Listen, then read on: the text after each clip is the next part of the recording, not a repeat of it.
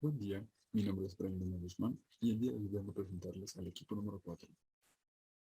El día de hoy nuestro equipo expondrá sobre los enfoques del tiempo, específicamente hablando sobre la respuesta y discreción. El equipo se encuentra conformado por Ariana Ramos María Elena, Álvaro Martínez Dalia, Díaz Soto Brian, Guerrero Santillán Alexis, su servidor Luna Guzmán Brian, así como también mi compañero Rocha Contreras Fabián.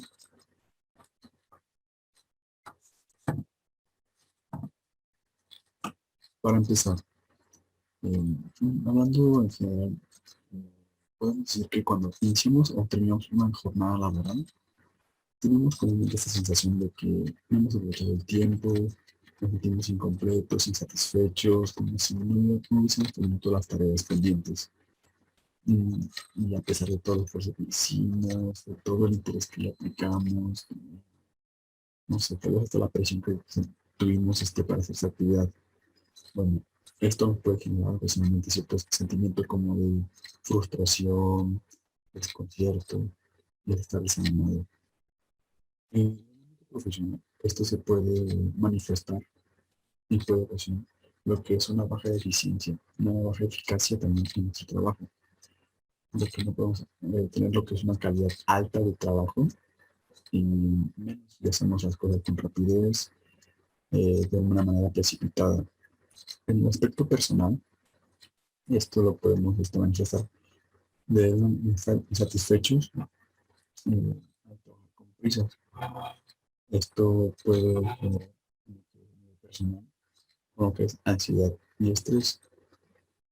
Parte de lo que está mostrado aquí es que es obtenido de gran tolerancia. Por mi parte, sería todo. Muchas gracias.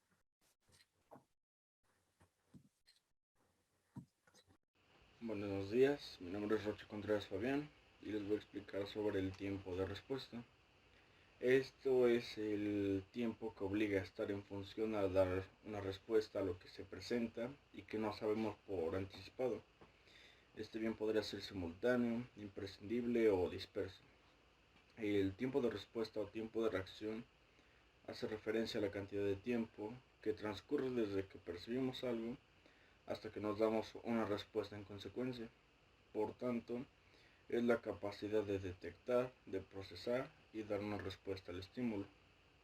Se trata del tiempo que se tarda en dar respuesta a una solicitud, duda o requerimiento de soporte técnico. El tiempo de respuesta debe de ser lo más rápido posible, ya que cuanto antes se responda, mayor imagen de compromiso y respeto hacia el cliente se mostrará. El tiempo de respuesta depende de tres factores, que vendrían siendo la percepción, el procesamiento y la respuesta. Si alguno de estos procesos se ve alterado, el tiempo de respuesta igualmente se verá afectado en consecuencia. Es decir, como ejemplo, si un atleta tuviese un mal tiempo de respuesta, estaría en desventaja con el resto de los competidores. Además, el tiempo de respuesta incluye necesariamente un componente motor, a diferencia de la velocidad de procesamiento. Es por esto que tener un buen tiempo de reacción se identifica con tener buenos reflejos en este ejemplo. En el ejemplo, la cadena de procesos que es percibir, procesar y responder se lleva a cabo en cuestión de milisegundos, pero el tiempo de respuesta puede variar dependiendo de diferentes factores, como lo son la complejidad del estímulo, familiaridad, preparación y expectativas, estado del organismo o modalidad sensorial estimulada. Además de los factores explicados, el tipo de estímulo que procesamos también afectará nuestro tiempo de respuesta, simple, de elección o de selección. El tiempo de respuesta está presente en la mayoría de las actividades de nuestro día a día, que podamos interactuar correctamente con nuestro entorno y reaccionar ante los imprevistos que nos rodean depende directamente de nuestro tiempo de respuesta. De este modo, evaluar nuestro tiempo de reacción y conocer su estado puede ser de gran ayuda en diferentes ámbitos de la vida. En ámbitos escolares nos permitiría saber si un niño tiene problemas en la percepción, en el procesamiento o problemas motores, con las dificultades académicas que ello implicaría. en ámbitos médicos para detectar problemas leves en pacientes en ámbitos perceptivos de procesamiento, bien serían motores, o en ámbitos ya profesionales, haciendo posible saber qué trabajadores están mejor preparados para ciertas actividades que impliquen actuar rápidamente a ciertas circunstancias. Hola, mi nombre es Alexis Guerrero. Ya les hablaron sobre los tipos de respuesta. Ahora yo les hablaré sobre los factores del tiempo de respuesta, los cuales son 3. El primero es la percepción, el segundo procesamiento y el tercero es la respuesta. En el factor de procesamiento es en donde a través de tus 5 sentidos vas a percibir un estímulo, el cual puede ser un olor, un sonido o un sabor. Ahora, el factor de procesamiento es en donde es necesario centrarse y entender bien la información para un adecuado tiempo de reacción. Aquí tienes que analizar, tienes que entender la información que se te dio del estímulo que percibiste anteriormente con tus 5 sentidos. Por último, tenemos el factor de la respuesta. Una vez procesado esta información que se te dio del estímulo percibido, ahora vas a tener que llegar a una conclusión. Y esa conclusión te hará reaccionar o te hará dar una respuesta, dependiendo lo que percibiste. Cabe destacar que en el factor de la respuesta, la agilidad motora es necesaria para actuar ante el estímulo y tener un buen tiempo de respuesta. Un ejemplo en donde podemos percibir estos 3 factores es en una carrera, ¿no? En donde se percibe el sonido de inicio de la carrera, en donde se procesa información como el inicio y en donde se tiene como respuesta a los corredores poniéndose en movimiento. Otro ejemplo también que se les podría dar es el de una fuga de gas, en donde se percibe el olor a través del olfato, en donde se procesa esta información, sabiendo que ese olor lo relacionamos con un olor a gas, y en donde se tiene la respuesta como ir a checar las fugas de gas, ya sea de tu tanque o ya sea de tu estufa. Relacionamos esta información y actuamos, llegamos a una conclusión, actuamos y respondimos. Bien. Ahora también Encontramos distintos tipos de estímulos, entre los que se encuentran simples, de elección, así como de selección. Para empezar, ¿cuál es el estímulo simple? Bueno, el estímulo simple se encuentra cuando hay una sola respuesta a un único estímulo. En lo contrario, el estímulo de elección es cuando tenemos distintas respuestas a distintos estímulos. Y en el de selección es donde tenemos distintos estímulos, pero solo puede responder a uno solo de ellos. Y algunos de los ejemplos que tenemos de enfoque es en juntas, a los visitantes, cuando recibimos llamadas telefónicas, cuando sentimos agotamiento por retraso, en algún tipo de desorganización, así como también en lo que es la falta de interés. Eso sería todo por mi parte. Gracias. El tiempo discrecional. El tiempo discrecional es un tiempo focalizado del cual podemos controlar, se puede decidir y se concreta la atención solamente en una cosa. En otras palabras, es el tiempo que cada persona le dedica a lo que ella considera valioso e importante. Por ejemplo, una reunión de trabajo o planear un viaje de negocios. En la siguiente diapositiva, considero que una palabra clave que describe el tiempo direccional es la planificación. Pero, ¿qué es planificar? Pues es tomar decisiones por anticipado, elaborar o establecer un plan para desarrollar una actividad y pues se debe tener en cuenta que cada uno de estos tiempos, el tiempo direccional y el tiempo de respuesta, es el 50% de la jornada, por así decirlo. Es importante saberlo, puesto que no todo el tiempo es planificado ni se debe planificar, porque parte de este tiempo también debe de ser utilizado en el tiempo de respuesta. Para ello se debe buscar un punto medio donde podemos decir que hay actividades que no son planificables, que pueden ser anticipables, pero también hay otras que no pueden serlo.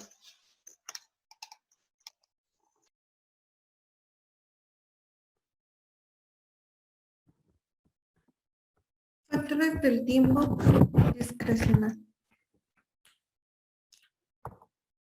Planificar es tomar decisiones por anticipando, planteando cuáles son los objetivos para decidir adecuadamente. Estos objetivos deben de ser realistas, estimulantes, flexibles y verificables.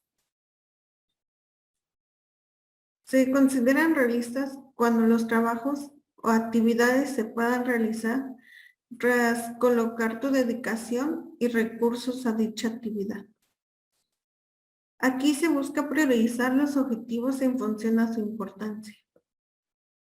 Estimulantes al generar expectativas y motivación.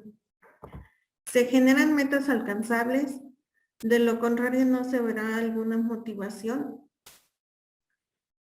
Y como resultado de esto, se abandona dicha actividad. Deben de ser flexibles, pues se tiene en cuenta la rapidez y eficiencia para la modificación de las actividades ante un cambio en el entorno o un cambio de dicha actividad. Es verificable cuando al final de la actividad puede determinar si se ha logrado el objetivo de dicha actividad.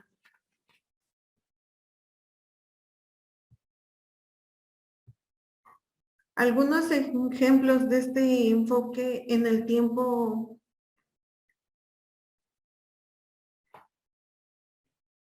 son citas, planes semanales, listas de actividades, así como actividades diarias como dormir, comer, trabajar, realizar actividades en casa, ya que son actividades que sabemos en qué tiempo las realizamos y podemos planificarlas en una agenda. Y así planificar otras actividades que no tengamos en cuenta como escolares, trabajo, entre otras. Para que las metas se logren, se llevan a cabo las mejoras continuas. Por eso, el ciclo de la productividad nos muestra el mejoramiento de la misma, ya que es el proceso administrativo que tiene como objetivo incrementar la productividad y reducir costos totales unitarios de productos. Esto se basa en la medición. Cuando se inicia una actividad, debe de comenzar y medirse. Al igual en una evaluación, una vez medidos los niveles productivos, tienen que evaluarse y compararse con los valores planeados en la actividad a realizar. Se ve una planeación en la cual se definirán y se diferenciarán las metas a corto, mediano y largo plazo. Un mejoramiento para que las metas se logren, se llevan a cabo mejoras continuas en dicha actividad. La ley de Parkinson afirma que el trabajo se expande hasta llenar el tiempo disponible para que se termine, lo que se traduce en cuanto más tiempo tienes, más tiempo tardas en hacer las cosas. Y cuanto más tiempo tienes para estudiar, más tiempo tardas en hacerlo.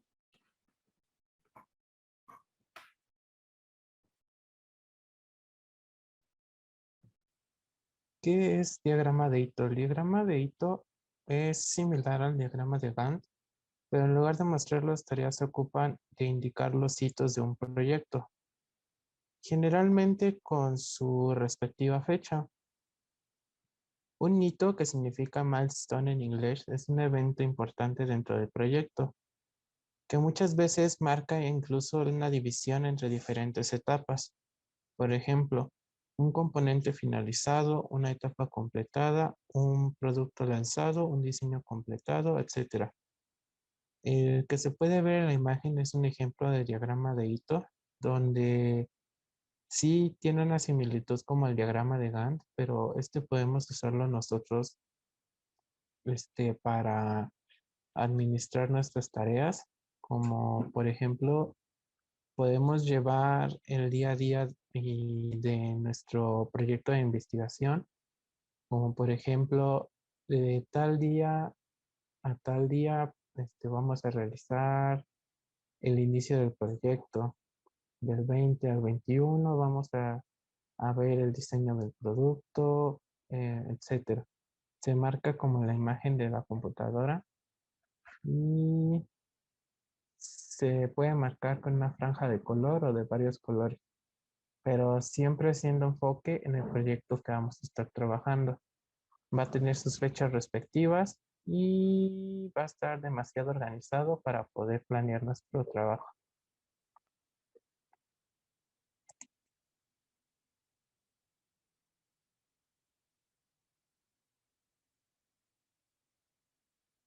La siguiente es la matriz de urgencia e importancia. Pero, ¿qué es esto? La matriz de Eisenhower, también conocida como la caja de Eisenhower o matriz de urgente importante, es un marco de trabajo simple para priorizar las tareas y administrar la carga del trabajo. Su nombre deriva de White de Eisenhower, un general del ejército y el presidente número 34 de Estados Unidos. Se conoce al Eisenhower por sus increíbles niveles de productividad, tanto que un amplio rango de personas han estudiado minuciosamente su enfoque para establecer objetos y administrar el tiempo. Una de estas personas fue Steve Covey, con su libro Los 7 hábitos de la gente altamente efectiva. Covey recopiló las ideas de Eisenhower en una herramienta simple de priorización de tareas, la matriz de Eisenhower. Entonces, la matriz de Eisenhower es básicamente una estrategia que te permite poner en práctica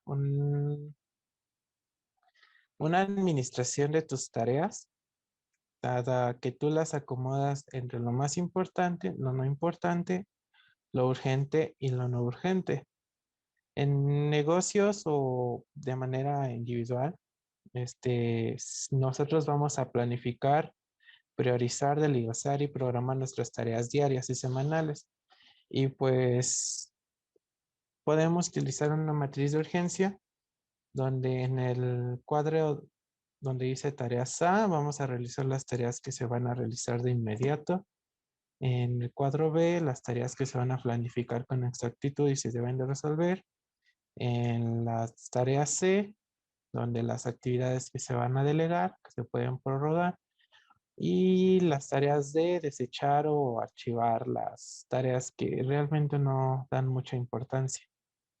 Y así es como se creó esta matriz de urgencia para ver las pendientes a realizar de nuestras actividades. ¿Qué es la regla 90-10? Bueno, Steve Covey, el personaje que mencionábamos anteriormente, define que el 10% de la vida está relacionado con lo que pasa, con lo que nos puede llegar a pasar, y el 90% de la vida está relacionado con la forma en la que vamos a reaccionar.